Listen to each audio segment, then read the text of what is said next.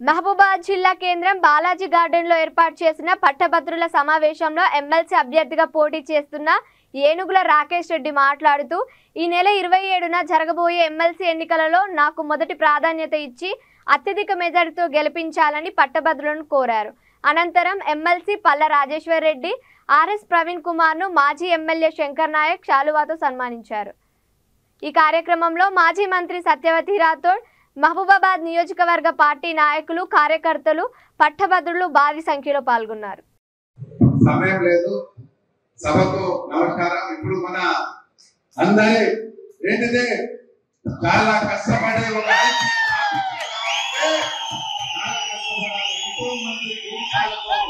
వెలుగునిచ్చిన మన అన్న ప్రవీణ మాట్లాడవచ్చు.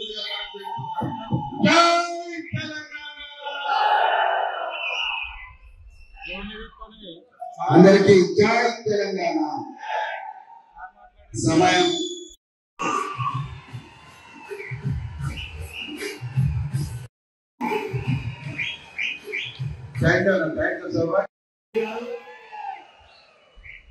యాకూబ్ రెడ్డి గారు, భరత్ గారు, వేదిక మీద ఉన్నటువంటి పెద్దలకు, ప్రజాప్రతినిధులకు, బీఆర్ఎస్ సీనియర్ నాయకులకు, ఉద్యమకారులకు, వేదిక ముందున్నటువంటి బీఆర్ఎస్ కుటుంబ సభ్యులందరికీ, ముఖ్యంగా గ్రాడ్యుయేట్లకు, ఇక్కడికి విచ్చేసినటువంటి పత్రికా ఎలక్ట్రానిక్ మీడియా ప్రతినిధులందరికీ కూడా పేరు పేరున నమస్కారాలు.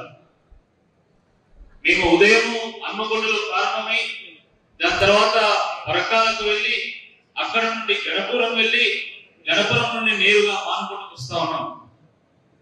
మానకోట మనుషులు మట్టి మనుషులు, మంచి మనుషులు. ఎప్పుడెప్పుడైతే అవసరమైతుందో అప్పుడప్పుడు తిరుగుబాటు చేస్తారు, అప్పుడప్పుడు ఆ తెగింపుతో త్యాగం చేసి సమాజానికి ఏది అవసరమో అది సాధించుకుంటారు. నాటి తెలంగాణ రజాకర్ల వ్యతిరేక ఉద్యమం అయినా, లేకపోతే మన ముందు జరిగినటువంటి తెలంగాణ ఉద్యమంలో అయినా మానుకోట యొక్క పాత్ర తెలంగాణ మర్చిపోరు అని చెప్పి సందర్భంగా గుర్తు చేస్తా ఉన్నా.